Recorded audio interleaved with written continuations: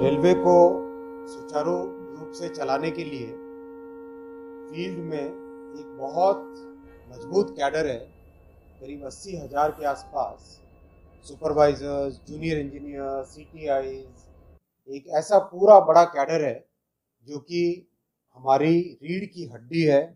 हमारे लिए सबसे मजबूत जो ग्रास रूट्स पे काम करने वाले, टेक्निकल, नॉन टेक्निकल, हर एक तरह की जो बड़ी फंक्शनैलिटीज हैं उन सबको करने वाले ये कैडर है। इस कैडर में एक लंबे समय से बहुत बड़ी प्रॉब्लम थी स्टैग्नेशन की।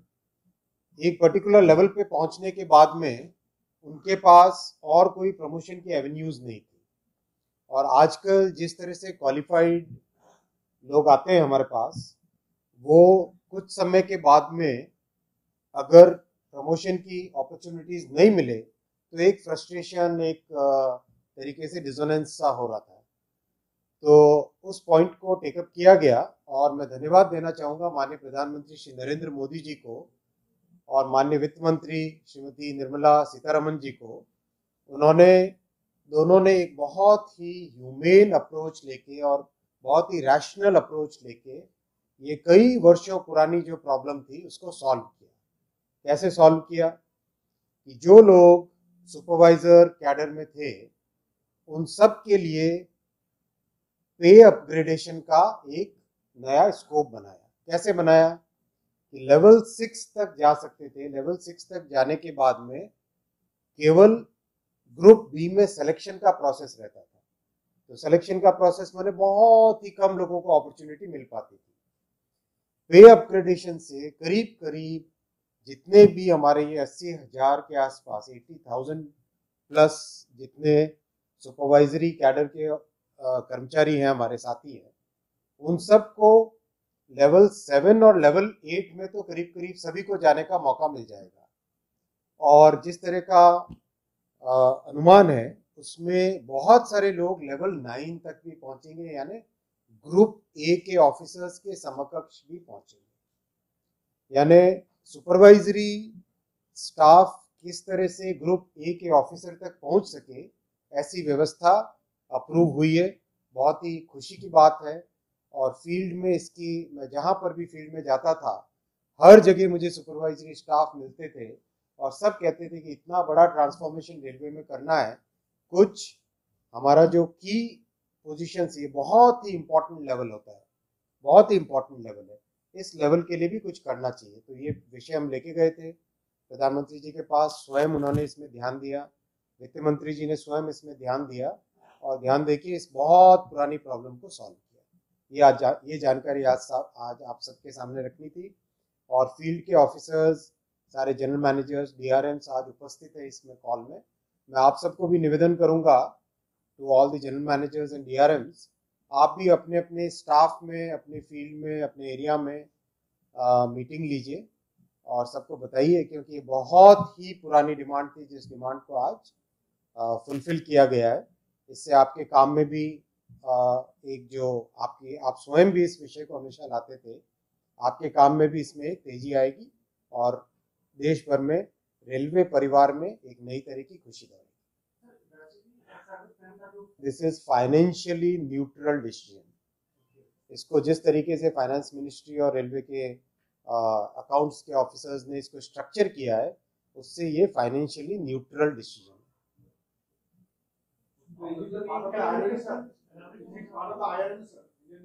ना आईआरएमएस का इसके साथ कोई संबंध नहीं है। आईआरएमएस का कोई संबंध नहीं, आईआरएमएस का इसका कोई संबंध नहीं है। लेवल 9 जो पहुंचेगा, लेवल 9 बेसिकली, लेवल 9 क्या, लेवल 8 भी आईआरएमएस के समकक्ष है। लेवल 8 में आईआरएमएस के बराबर आता है? नहीं, 9 से। तो लेवल 9 में जो लोग पहुंचेंगे they will be equivalent to IRMS, not IRMS. जो लोग आईआरएमएस में प्रमोशन होके जाएंगे, जैसे आईआरएमएस में जो सिलेक्शन होता है उसमें 2 पार्ट होते हैं, राइट? एक पार्ट होता है आपके जो डायरेक्ट रिक्रूटमेंट से आए, दूसरा पार्ट होता है प्रमोशन से आए, 50-50 होता है। तो जो लोग प्रमोशन के जरिए से आईआरएमएस पहुंचेंगे वो तो पहुंचेंगे, तो वो अपॉर्चुनिटी भी उन लोगों के लिए खुल जाएगी। लेवल 6 में आते हैं मोस्टली। हाँ, ये हुए स्टेशन मास्टर्स, जूनियर इंजीनियर, सीटीआईज, और बताओ और किस तरह के, पाथवे इंस्पेक्टर हो गए, section SSC, senior section engineer, आज से, इसीलिए आप लोगों को आज बुलाया।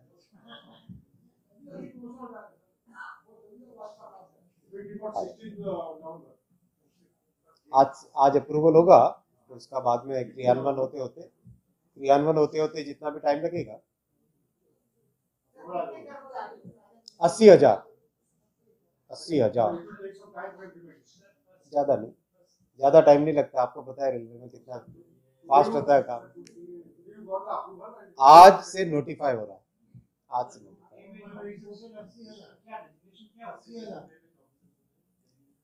डेजिग्नेशन किस तरह के होते हैं बताएं जरा। ग्रुप ए के ऑफिसर्स के डेजिग्नेशन डिप्टी से नीचे असिस्टेंट इंजीनियर हो गए, और assistant operating manager, basically assistant वाला मैनेजर्स पे।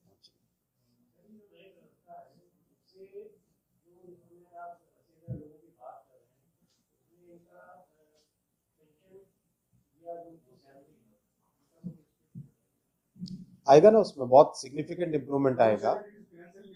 सिग्निफिकेंट इम्प्रूवमेंट किस तरह से आएगा कि करीब इमीडिएटली तो 4 से 6,000 रुपए, 2.5 से 4, इमीडिएटली 2.5 से 4,000 रुपए का फर्क पड़ जाएगा इमीडिएटली पर मंथ।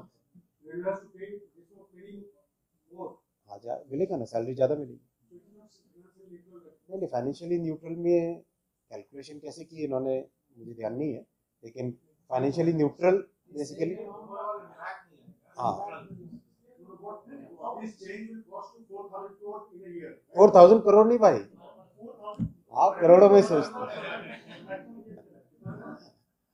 एक व्यक्ति को 2.5 से 4,000 रुपए एक्स्ट्रा पर मंथ मिलेगा।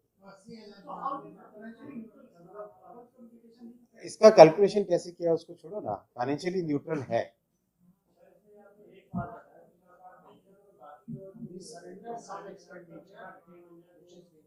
कुछ खर्चे कम हुए तो उस खर्चे की जगह ये हुआ, तो फाइनेंशियली न्यूट्रल हुआ ना।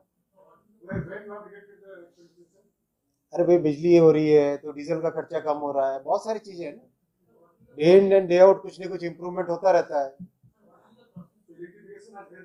ओ भाई रुको पीएचडी नहीं करनी है, असली पॉइंट जो है प्रोसेस मैंने आज नोटिफिकेशन हुआ, उसके तुरंत बाद में फील्ड में जितने भी इस कैटेगरी में हमारे कर्मचारी हैं वो सारे के सारे उनके आइडेंटिफाइड है ऑलरेडी, तो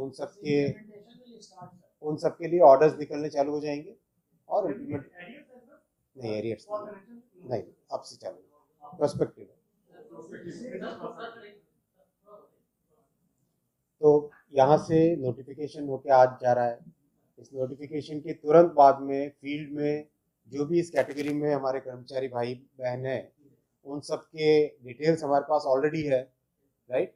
तो अब उन सब के लिए हर एक ऑफिस में एक एक करके सबके लोकल ऑर्डर्स इम्प्लीमेंट होंगे, निकलेंगे, और आज की तारीख या जो भी तारीख उसमें डिटरमाइन होगी उस तारीख से इम्प्लीमेंट होगा। बहुत बड़ा मोरल बूस्टर है ये, बहुत बड़ा मोरल बूस्टर है, क्योंकि देखो आज रेलवे प्राइमरीली कौन चलाता है, प्राइमरीली हमारा जो सुपरवाइजरी स्टाफ है वो चलाता है, राइट। पाथवे इंस्पेक्टर हो गया, जूनियर इंजीनियर हो गया, सीटीआई हो गया, वो सब के सब जिनका मोटिवेशन लेवल हाई होगा, तो आज जो ट्रांसफॉर्मेशन रेलवे का करना है उस ट्रांसफॉर्मेशन के प्रोसेस में हाईली मोटिवेटेड लोग रहेंगे, कॉम्पिटेंट लोग रहेंगे, तो अच्छा है।